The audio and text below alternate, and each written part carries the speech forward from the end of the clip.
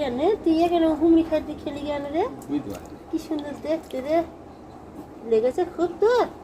হ্যাঁ, এই যে আমার আজকের মডেলকে দেখছেন, এনার আমাদের বাড়িতে হঠাৎ আগমনের কাহিনীটা হলো, আমরা হঠাৎ একটা শব্দ শুনতে পেয়েছিলাম। বাইরে বেরিয়ে দেখলাম পাখিটি অজ্ঞান অবস্থায় পড়ে রয়েছে। কত নষ্টের মূল, ওই যে আমাদের উপরের জানালাটি কাঁচের হওয়ায় পাখিটি কাঁচটাকে পুরো আকাশ ভেবে ফেলেছিল। সেই আকাশে মনের আনন্দে উঠতে গিয়ে মাথায় বাজ পড়ে আর কি। তো আমরা যারা বাড়িতে ছিলাম, আমরা সবাই মিলে একটু ডাক্তারি ফলালাম পাখিটার উপর। মানুষ কাটার উপর ডেটল দেয়, কিন্তু সেই সময় আমাদের মাথায় আসেনি, তাই ডেটলটা লাগার উপরেই দিয়ে দিলাম।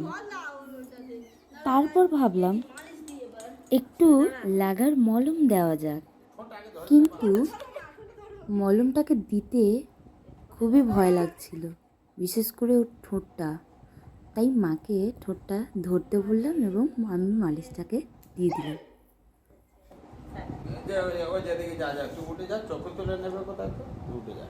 টুনটুনি রে টুনটুনালো, একটু দেখে তো আসবি নাকি? আকাশ বলে সব জায়গায় উঠতে যাবি আর ঢাবাস করে নিচে পড়বি, হ্যাঁ?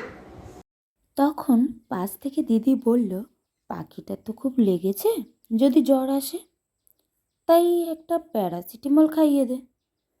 এই শুনে তো বাবা মা হাসতে থাকলো। এই এত কিছুর মধ্যে পাখিটি আস্তে আস্তে সুস্থ হচ্ছিল, আর আমি আমার রং তুলি নিয়ে বসে গেলাম ওকে আঁকতে। প্রায় আধা ঘন্টা ও চুপচাপ বসে থাকায় আমার আঁকাটাও সম্পূর্ণ হলো।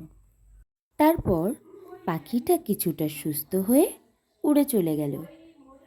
আমরা হয়তো পাখিটির সঠিক চিকিৎসা করতে পারিনি, কিন্তু তার সুস্থতার চেষ্টা অবশ্যই করেছি।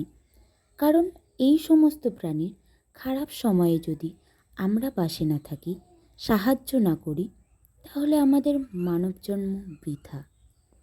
তো এই ছিল আমার মডেলের গল্প। তোমাদের ভিডিওটি কেমন লাগলো জানাতে ভুলো না।